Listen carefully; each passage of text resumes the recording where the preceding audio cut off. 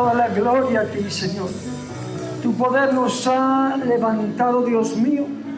Tu poder nos ha sacado, Dios, nos ha librado de las garras del pecado, de las garras de la muerte, Señor. El poder de tu amor, como cantábamos, se ha manifestado en Cristo, Dios nuestro. Nos has libertado, nos has librado, has quitado las cadenas que nos ataban, Señor, a la condenación eterna, Dios mío. El peso del pecado que estaba sobre nosotros, Señor, lo quitaste. Allí en la cruz del Calvario, derramando tu sangre, para que por medio de la fe, Señor, tengamos vida abundante. Gracias, amado Padre Celestial. Gracias, amado y todopoderoso Dios, porque enviaste a tu Hijo Jesucristo por amor a nosotros, y tan solo por amor. Señor, gracias te damos. Amado Señor Jesucristo, Rey de Reyes y Señor de Señores, el que es, el que era y el que vendrá. Dice así tu palabra. Gracias, Jesús, porque cargaste con esa cruz, Señor, que nos correspondía a nosotros. Gracias, Señor, porque haciendo la voluntad del Padre y amándonos, Señor, nos libraste para siempre y nos diste vida eterna. Gracias, Espíritu Santo, por estar en medio nuestro. Señor, gracias, Señor, porque estás en el corazón de tus hijos, en el corazón de los santos, y estás en el corazón de tu iglesia. Espíritu de Dios, gracias, Señor, por estar aquí en medio nuestro en esta tarde, en esta mañana, Señor. Te alabamos, te bendecimos y te honramos, amado Dios, y queremos rogarte la gracia preciosa sea derramada sobre nosotros, Señor, ahora. En el nombre de Jesús, Señor, tu gracia celestial, sublime, eterna. Dios mío, gracia de Dios. Señor, para poder compartir tu palabra, escudriñarla, para aprender juntos de ella, Señor, para compartir a través de estos emblemas, conmemorar, Señor, recordar tu sacrificio por cada uno de nosotros. Gracias, Señor, en el nombre de Jesús. Amén. Amén. ¿Pueden tomar asiento, mis amados hermanos? Gloria a Jesús. Vamos a compartir una reflexión de la palabra de Dios antes de la Santa Cena. Quiero poder compartir en el primer libro de los Reyes, hermanos queridos. Primer libro de los Reyes. Primera de Reyes, como habitualmente decimos.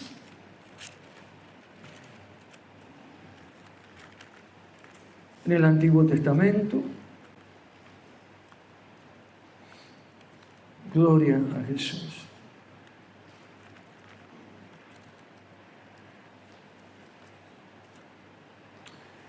Primer libro de los Reyes, capítulo 19, tocante al profeta Elías. Un pasaje que seguramente hemos compartido, contemplado, hemos escuchado muchas veces.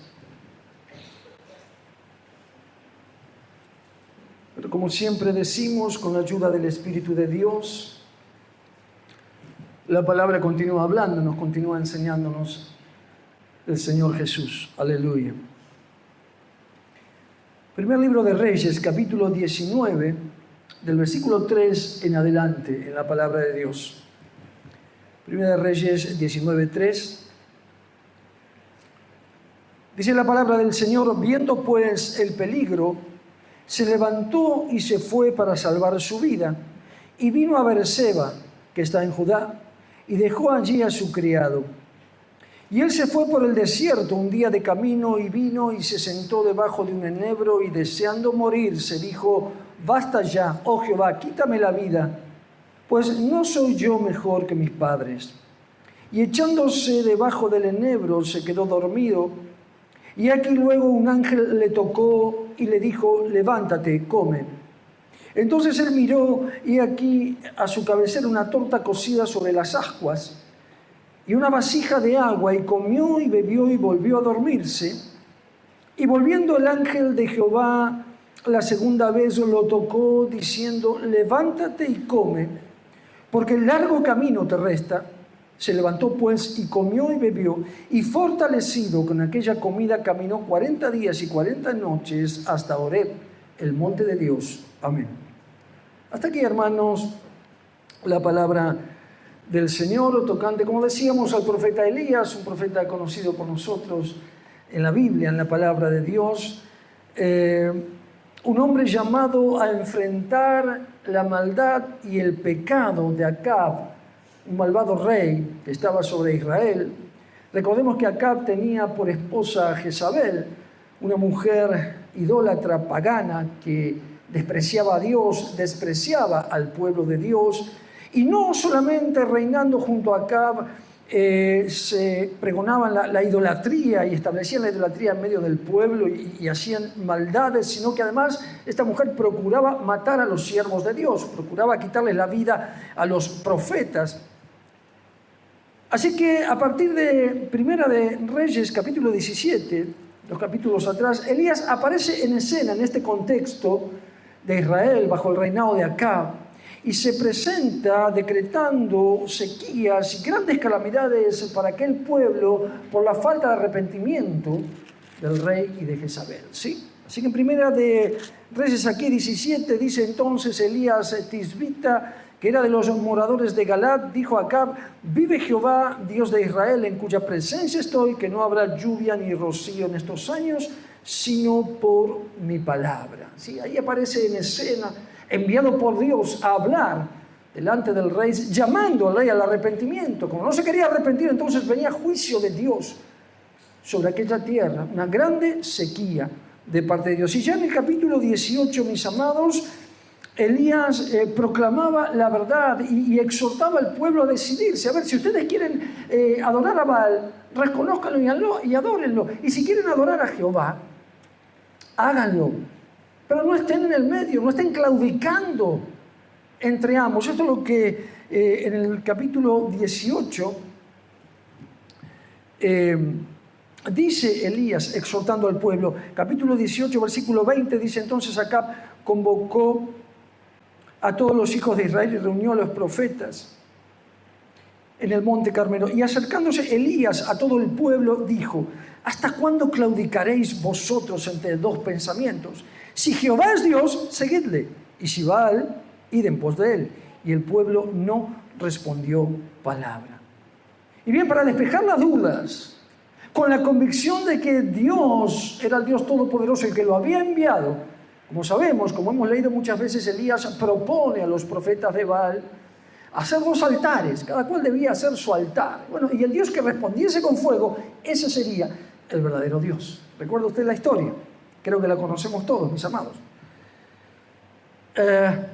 Versículos 23 en adelante dice: dénsenos pues 2 bueyes y escojan ellos uno y córtenlo en pedazos y pónganlo sobre leña, pero no pongan fuego debajo, y yo prepararé el otro buey y lo pondré sobre leña, y ningún fuego pondré debajo, e invocad luego vosotros el nombre de vuestros dioses, y yo invocaré el nombre de Jehová, y el Dios que respondiere por medio de fuego, ese sea Dios.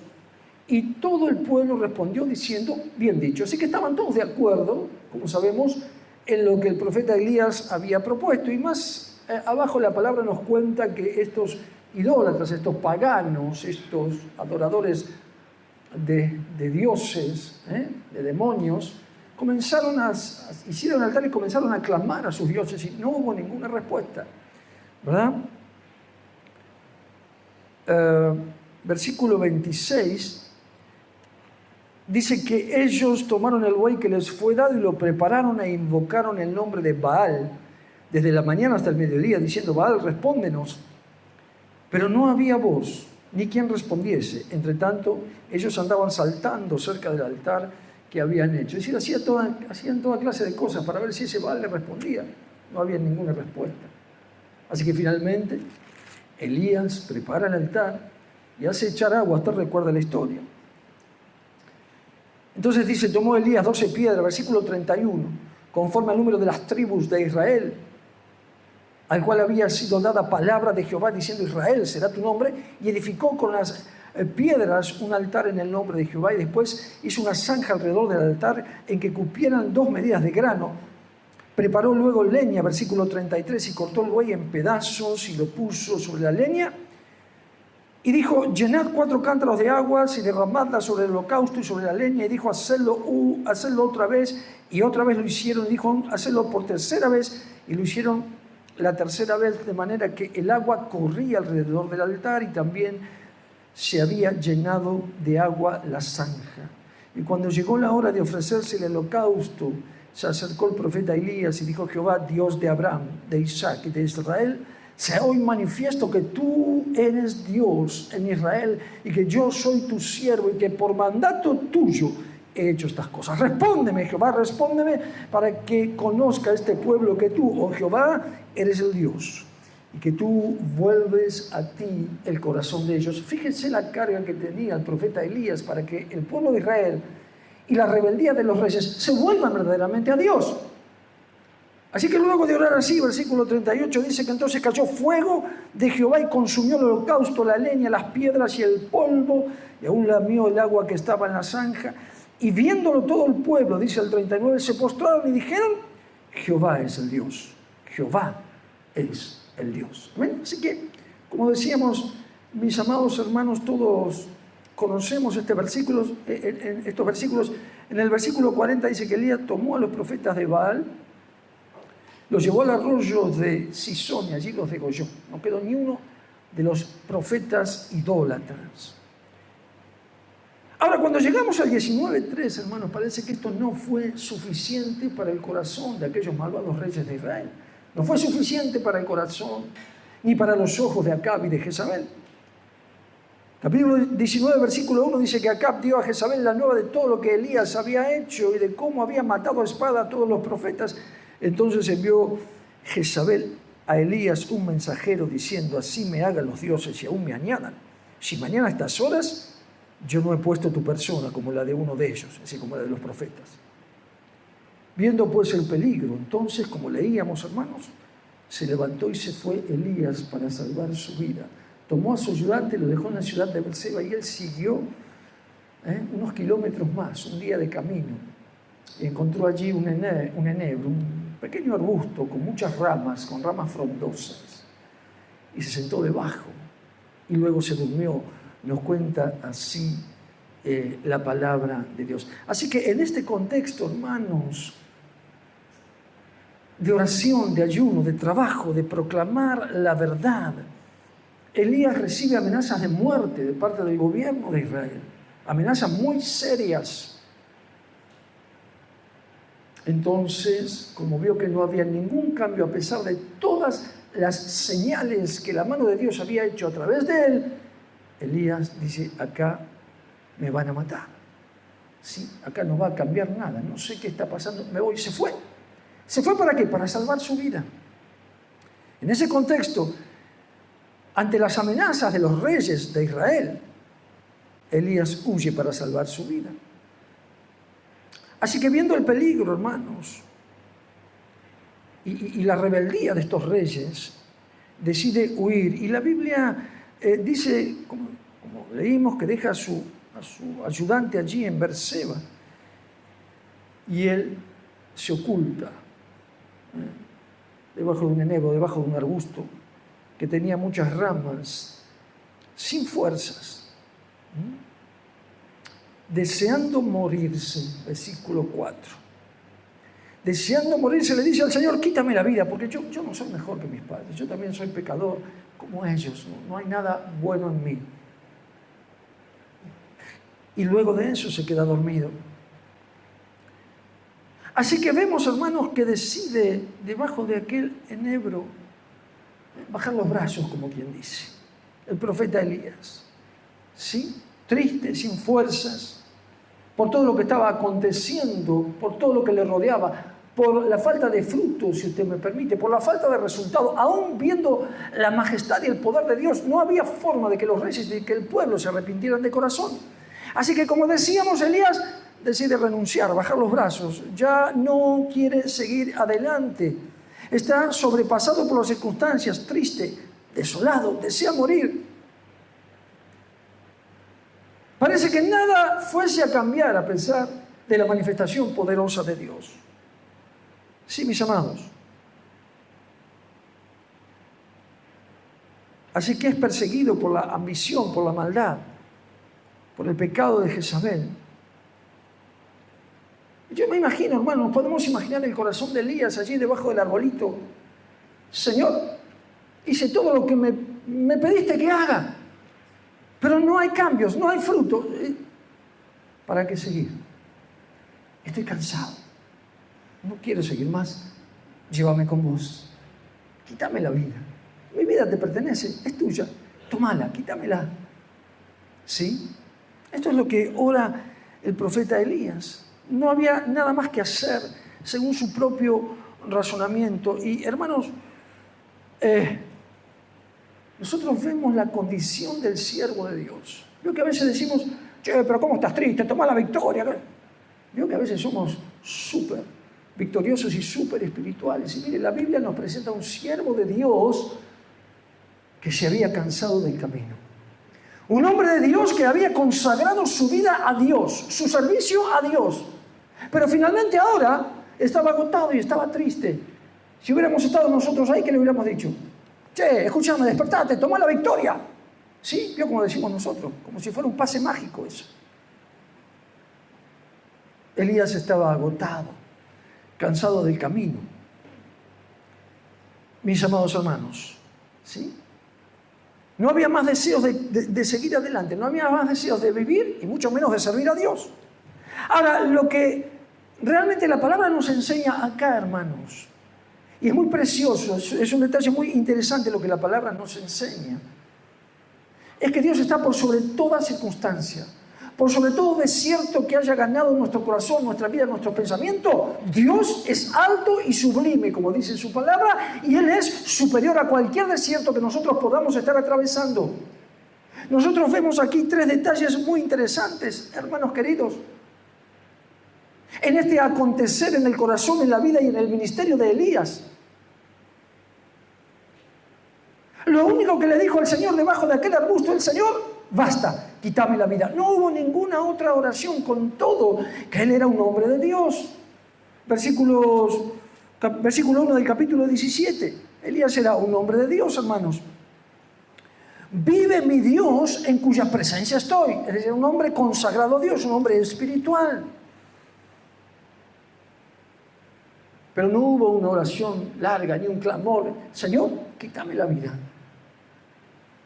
Y amados hermanos, nosotros vemos en este acontecer de la vida del profeta, hermanos, 3 características que permanecen en Dios más allá, como decíamos, de todo aquello que nosotros podamos estar pasando, sufriendo o viviendo.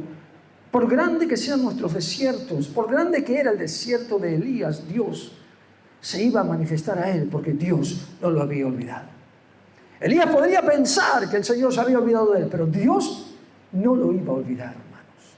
Dios no se olvida de sus fieles. Dios no se olvida de sus siervos, de aquellos que les sirven con integridad y con consagración y que viven en santidad para gloria de su nombre. Así que decíamos, hermanos, lo primero que nosotros vemos bajo aquel arbusto, sobre aquel arbusto, es la fidelidad de Dios para con su siervo. Lo segundo es la misericordia. Y lo tercero es el propósito. La fidelidad, la misericordia y el propósito de Dios estaban en el corazón de Dios para con su siervo, a pesar de que su siervo no lo podía discernir en aquel momento. ¿Sí? Esto nos cuenta la palabra, esto nos dice la palabra. Vemos lo primero que es la fidelidad de Dios para con el profeta Elías. Como decíamos, Elías era un hombre consagrado a Dios. Pero le pasaba lo que muchas veces nos puede pasar a nosotros, o le pasaba lo que muchas veces nos pasa a nosotros. ¿Por qué? Porque era un hombre sujeto a pasiones semejantes a las nuestras, ¿sí? Santiago 5:17, ¿recuerda ese versículo? Yo lo busco rapidito. Santiago 5:17 dice que Elías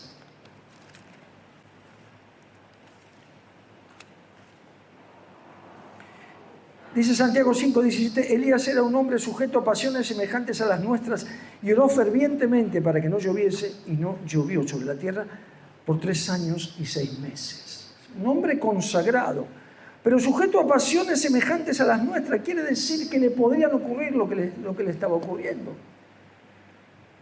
¿Podía estar triste? Sí. ¿Podía estar agotado? Sí. ¿Podía estar cansado?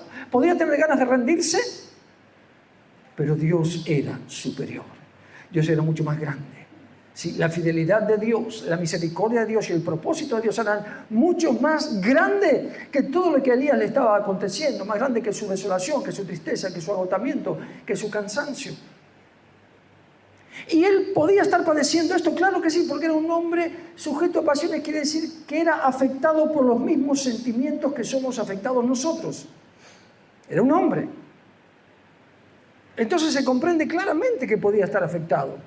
Sí, pero Dios no se iba a olvidar de él, mis amados, como nos cuenta la palabra, porque Dios, como dijimos, no se olvida de sus santos. No se olvida de sus fieles, aleluya. No se olvida de aquellos que han consagrado su vida al servicio de Cristo. Así que lo primero que vemos, hermanos, como decíamos, bajo aquel enebro o sobre aquel arbusto donde estaba Elías es la fidelidad de Dios. ¿Sí? La fidelidad de Dios. La Biblia nos muestra un detalle muy interesante, hermanos. Dice que echándose debajo del enebro se quedó dormido y aquí luego un ángel del Señor le tocó y le dijo, levántate y come.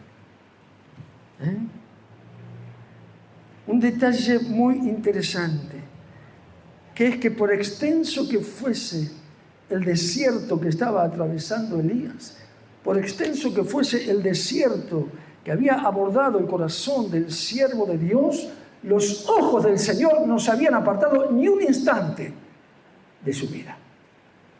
¿Sí? Es más, si se hubiera querido esconder debajo de ese arbusto, no lo hubiera logrado, porque los ojos del Señor estaban sobre él.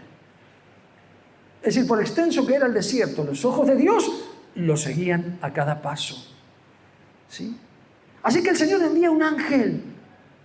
Esto es precioso, hermanos. ¿Sí?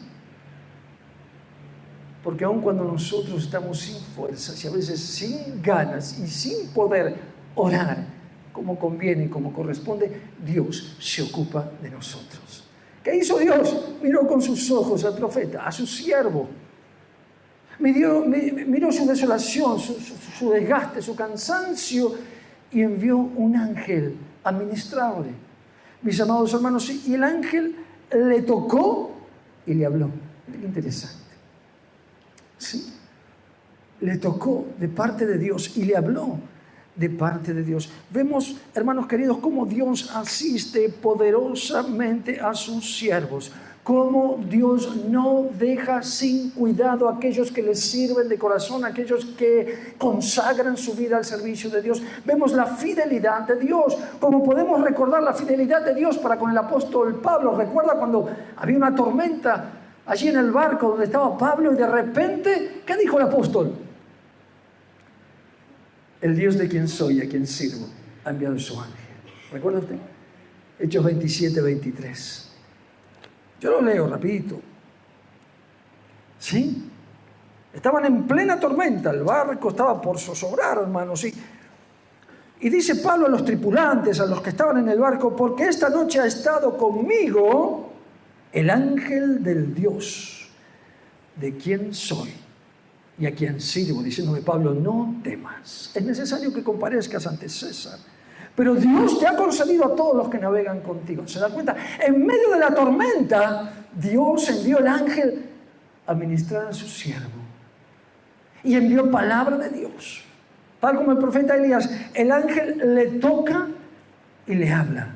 Le toca de parte de Dios, él recibe el toque de Dios y recibe y escucha la voz de Dios en aquel momento debajo de aquel enebro. Así que, hermanos, esto representa, hermanos, el toque de Dios y la voz de Dios representa la fidelidad de Dios, representa la soberanía de Dios ante toda circunstancia que sus siervos tengan que vivir. Representa que Dios está en control de todo, aun cuando nuestros ojos no lo puedan ver. Porque los ojos de Dios no podían ver, los ojos de Elías no podían ver que Dios estaba en control. Por el contrario, estaba cansado y agotado porque había visto en las señales de Dios, pero no pasaba nada en el corazón del pueblo y en el corazón de los reyes de Israel. ¿Sí? Pero la señal de la voz de Dios y del toque de parte del ángel Es la señal de la fidelidad, de la soberanía y de que Dios está en control de nuestra vida. Hermanos, más allá de todo, aún más allá de nuestros desiertos. ¿Me dice amén? Dios está en control de todo. ¿Sí? Así que mientras Elías se apagaba en su tristeza, hermanos, el corazón de Dios no se apaga.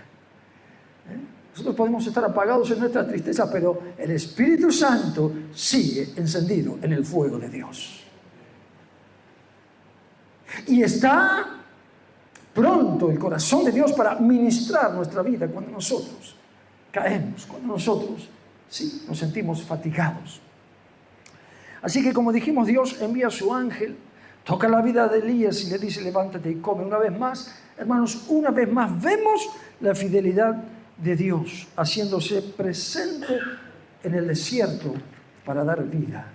Amén, como nos cuenta tantas veces el Antiguo Testamento. Así que en el siguiente paso, lo segundo que destaca esta palabra, lo primero es la fidelidad, lo segundo es la misericordia de Dios.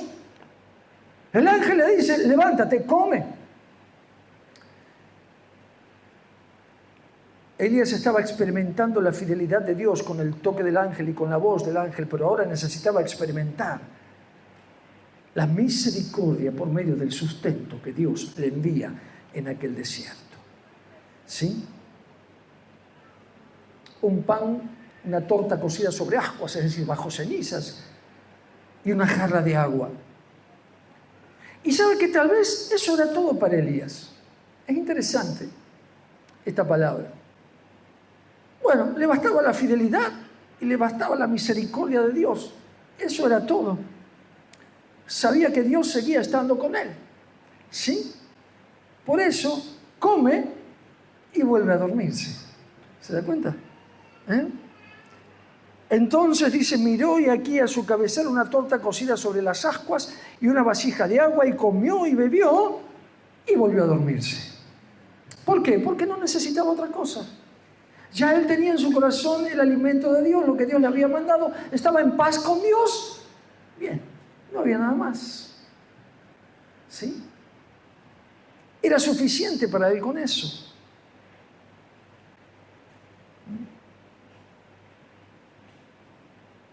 Elías fue obediente, comió y bebió conforme a la provisión de Dios. Hermanos, ¿sí? Esto nos habla también de la fidelidad del siervo. Aún sintiéndose como se sentía, él fue obediente.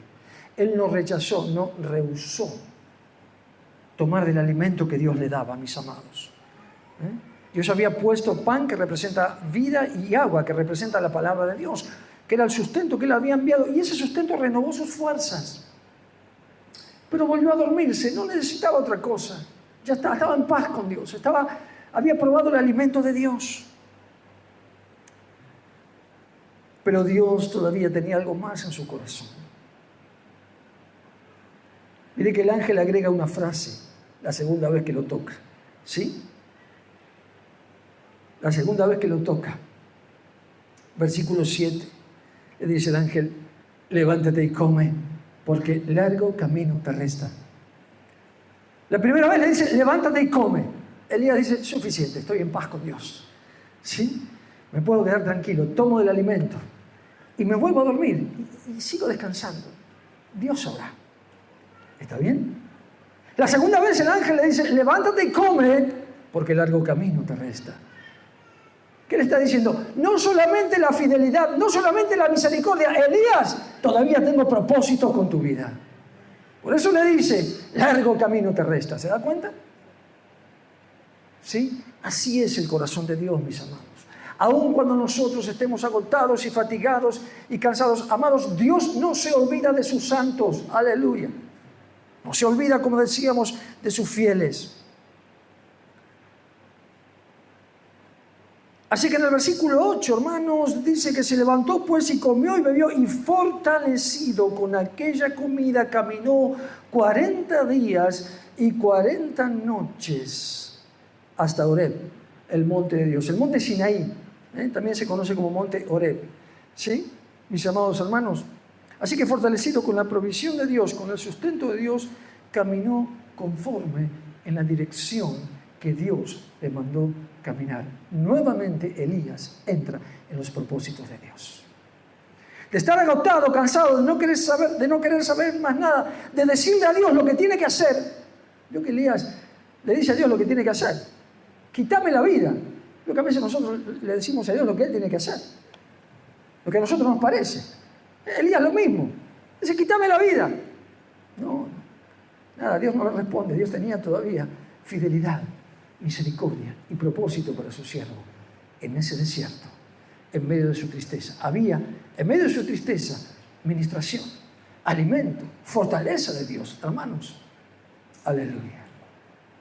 Por grande y por extenso que sean los desiertos, amados hermanos, los ojos de Dios están sobre sus fieles. Amén. Gloria a Dios. Así que, hermanos, fíjense que él no volvió donde estaba Jezabel. Dios le libró. Pero luego de esos 40 días, los teólogos dicen que esos fueron los 40 días de ayuno del profeta Elías. ¿Sí? Fortalecido con esa comida que Dios le dio, caminó 40 días y 40 noches. Y Dios le revela después, como leemos nosotros, en el silbo apacible, le muestra el plan y finalmente la derrota de estos reyes malvados, la victoria de Dios y de Elías sobre Jezabel. Eso está en los versículos siguientes. Pero, mis amados, lo que queremos significar, lo que la palabra nos dice, es primero que nos pueden acontecer las mismas cosas que a Elías. ¿Sí? De verdad que si estamos cansados y agotados, sí, puede pasar, hermanos. Pero lo fundamental aquí no es lo que puede pasar en nuestro corazón. Lo fundamental es lo que pasa en el corazón de Dios cuando pone los ojos sobre sus fieles, sobre sus santos. Dios inmediatamente sale desde el cielo, envía un ángel desde el cielo a ministrar la vida del profeta. Y como decíamos, hermanos, esto es porque los ojos de Dios no se apartan, aun cuando nosotros querramos caminar lejos, aun cuando el desierto, como decimos ya por tercera vez, sea extenso sobre nuestra vida y sobre nuestro corazón. Dios responde. Y responde de la misma manera porque no puede quitar sus ojos de la vida de sus hijos y de la vida de sus siervos. Amados, está escrito en la palabra de Dios que no tenemos lucha contra carne y sangre, ¿verdad? Dice así Efesios 6. Y nos manda a ponernos toda la armadura de Dios. Y está escrito en la palabra que como cristianos estamos en una continua y permanente lucha espiritual, hermanos, contra las fuerzas de las tinieblas a causa de que Dios, el Señor, nos ha enviado a proclamar el Evangelio, a predicar el Evangelio, y esa es la buena batalla de la fe que estamos peleando. Ahora, hermanos, en este último tiempo y en estos últimos tiempos, en estos tiempos finales, se ha agregado una nueva batalla en la iglesia del Señor, la cual no solo libramos, sino muchas veces padecemos. No solo libramos y peleamos con las armas que Dios nos ha dado, sino que muchas veces en muchos siervos de Dios esta batalla produce cansancio y agotamiento y ganas en muchos siervos de no seguir adelante. ¿Sabe cuál es? Es la batalla interna, la que se está gestando, la que se genera dentro de la iglesia del Señor. Porque una cosa es enfrentar lo que está afuera, las persecuciones físicas, las persecuciones ideológicas, aquellos que nos critican, que nos dicen que nos... Sí. Otra cosa es batallar por las almas que están afuera y pelear la buena batalla. Y sí.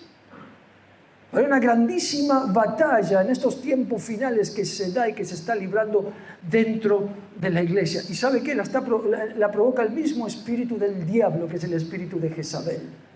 Cuando usted estudia la palabra, el espíritu de Jezabel es un espíritu seductor. Un espíritu que va a provocar, como en el mensaje, como dice el Señor en el mensaje de Apocalipsis a la iglesia de Tiatira, enseña a los siervos de Dios a fornicar. Y usted dice, no, pero qué inmoral. Sí, pero no solo habla de inmoralidad física.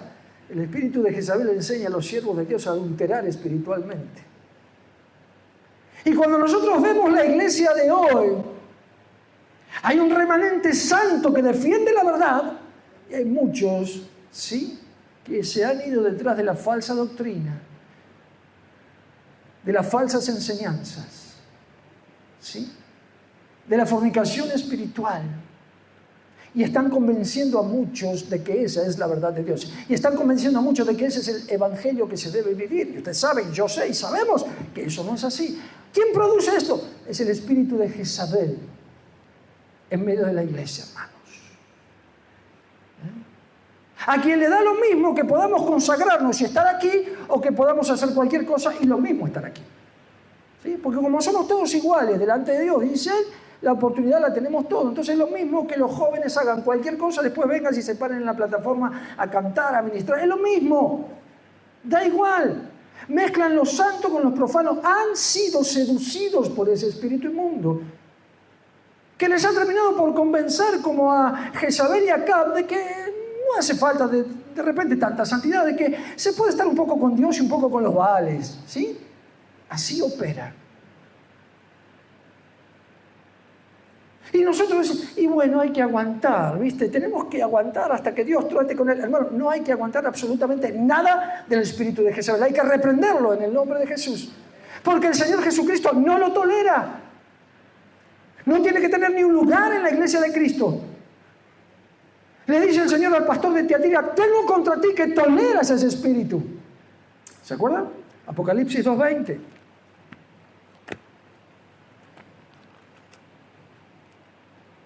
Ya voy a Apocalipsis 2:20, mis amados hermanos. Apocalipsis capítulo 2, versículo 20.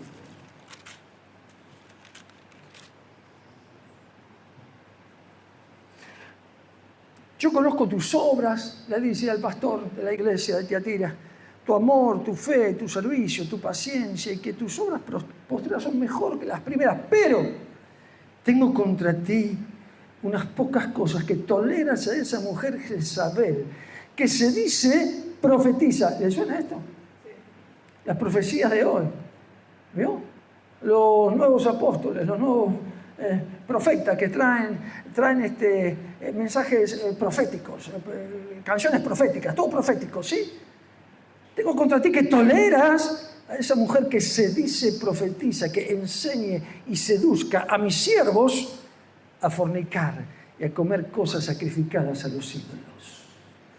Y nosotros decimos, uy, fornicar, claro. No está hablando de inmundicia física solamente, está hablando de la inmundicia espiritual en la cual muchos siervos de Dios hemos caído. Dios me guarde, Dios me guarde. Estoy hablando en general. En las cuales muchos siervos de Dios han caído en este tiempo, seducidos por el espíritu de Jezabel, dejando de lado la santidad, mezclando lo profano con lo santo, ¿sí? Lo que es de Dios y lo que no es de Dios, vale todo en la iglesia, vení. Y así tenemos iglesias impregnadas por el mundo, impregnadas por la emoción. ¿Sí? Donde van a buscar el milagro, el bienestar, la diversión. Y en medio de esto, como decíamos, mis amados, hay muchos siervos de Dios que siguen luchando por la verdad, pero muchos siervos del Señor también se cansan y se agotan, ¿sí? Y nos cansamos y nos agotamos, ¿sí? Porque vemos la diferencia. Escúchame, veo que hay una iglesia que hacen cola para entrar, ¿sí? ¿Y qué se predica? ¿Qué sé yo qué se predica? Y nos cansamos porque nuestras iglesias por poco hacen cola para salir. Entonces, el fruto es el Señor. Pero, amados, Dios ve el esfuerzo. Y Dios ve también el desierto. Y los ojos de Dios están sobre nosotros, por extenso que sea el desierto, el cansancio y el agotamiento que tenemos que atravesar. De la misma manera, Dios nos anima en este tiempo. Amados, porque no tenemos lucha contra carne y sangre, como lo sabemos. El Señor Jesús ha vencido en la cruz del Calvario a Satanás y a sus demonios, al espíritu de Jezabel y a todo espíritu que se levante contra la iglesia del Señor. Cristo ha dado la victoria y Cristo tiene para nosotros, amados hermanos, aun cuando sea el desierto muy grande, Dios tiene la misma respuesta que para su siervo Elías. ¿Por qué? El corazón de Dios no ha cambiado. Aun cuando, hermanos, estemos agotados o cansados o fatigados, Dios quiere que en este tiempo podamos experimentar de parte de Cristo lo mismo que experimentó el profeta Elías debajo de aquel enebro, debajo de aquel arbusto. ¿Sí? Porque la fidelidad de Dios todavía permanece, la misericordia de Dios permanece, y porque todavía Dios tiene propósitos con aquellos que permanecen fieles a su palabra, que permanecen consagrados a la palabra de Dios. Aleluya. ¿Sí? Es bueno recordar, hermanos, lo que la palabra nos dice hoy. Porque más allá de todo, hermanos, Dios seguirá asistiendo a sus siervos. Dios seguirá ministrando. Dios seguirá enviando ángeles en favor de aquellos que les sirven de corazón, de aquellos que les sirven fielmente, de modo que podamos experimentar también nosotros en tiempos de angustia, hermanos, la fidelidad, la misericordia y seguir caminando en los propósitos de Dios. Amén, mis amados. La fidelidad de Dios es la misma. De la misma manera, hermanos, los ojos de Dios nunca se apartarán de nuestra vida. La fidelidad de Dios seguirá nuestros pasos, no porque lo merezcamos, sino porque Dios es fiel. No porque seamos merecedores, sino porque Dios sigue siendo fiel, dice así su palabra. La misericordia de Dios estará, hermanos, con nosotros. Dios seguirá trayendo sustento. ¿Por qué? Porque Dios ya nos ha dado el verdadero alimento. Amén. De manera que tenemos nosotros, bajo la gracia, la oportunidad de llenarnos del alimento de Dios, es decir, de tomar de la presencia de Cristo y del agua representada por la palabra de Dios y seguir alimentando nuestro corazón y nuestra vida y fortalecernos en Dios a través de esta provisión que el Señor nos ha dado en Cristo. Dice Jesús: mi Padre os da el verdadero pan del cielo. Juan 6:31, ¿no? Y el Juan 6:35 dice: yo soy el pan de vida. El que a mí viene nunca tendrá hambre. El que en mí cree no tendrá sed jamás. Así que este es el alimento que Dios ha puesto para que cada día podamos tomar de él, hermanos. Para fortalecernos. ¿Sí? Así que seguramente puede haber muchas cosas, hermanos, que mirando con nuestros ojos naturales nos puedan deprimir, desolar, nos puedan querer sacar de foco. Pero cuando levantamos nuestros ojos hacia lo espiritual y hacia lo que Dios nos ha dado, viene del cielo la fortaleza que Dios ha preparado para nosotros en Cristo, hermano. Y esto es lo que tenemos que tomar para gloria de Dios. ¿Sí? El alimento, la provisión de Dios, que es la presencia misma de Cristo y su palabra en esta dispensación de la gracia que estamos viviendo. Y hermanos, el propósito de Dios también está presente. El propósito de Dios no ha cambiado. Si Él nos ha escogido, el propósito de Dios no ha cambiado. Aun cuando estemos en el desierto, sí, el Señor nos señalará un camino para continuar transitando, haciendo su voluntad conforme a sus propósitos. Amén. Así que el Señor nos ayuda, hermanos queridos, a meditar esta palabra, a acordarnos de que aunque muchas veces nos falten fuerzas para seguir adelante y aunque haya muchas causas justificadas para perder nuestras fuerzas, amados, Dios sigue siendo fiel.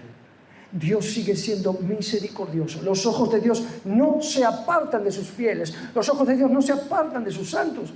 Él sigue ministrando la misma misericordia, la misma fidelidad y el mismo propósito que nos ha encargado a cada uno de nosotros como siervo de Dios. Amén. Gloria a Jesús. Vamos a estar de pie. Vamos a orar sobre esta palabra. Vamos a preparar nuestro corazón para participar juntos de la cena del Señor. Amado Padre, gracias te damos, Señor, en el nombre de Jesús. Señor, gracias porque tú nos has hablado con esta palabra, Señor.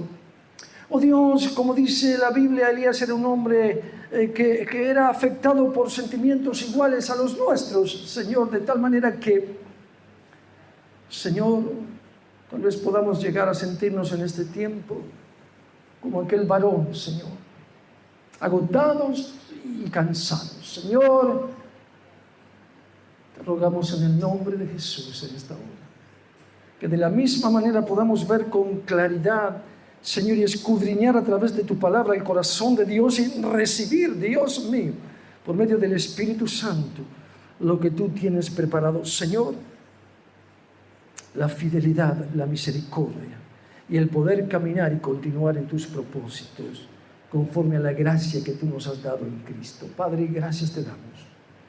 Señor, y te rogamos que prepares nuestro corazón ahora para participar juntos de esta Santa Cena, de estos emblemas que nos hablan, Dios mío, de tu cuerpo y tu sangre derramada en la cruz para darnos perdón de los pecados y vida eterna. Señor, como siempre decimos, no había nada más que pudiésemos hacer. Tú trajiste esa solución a nuestra vida y lo hiciste por amor, Señor. Gracias te damos. Perdona nuestros pecados, nuestras faltas, nuestros errores, Señor, y haz que podamos participar dignamente en esta hora. En el nombre de Jesús. Amén, Señor. Amén. ¿Pueden tomar asiento, mis amados hermanos?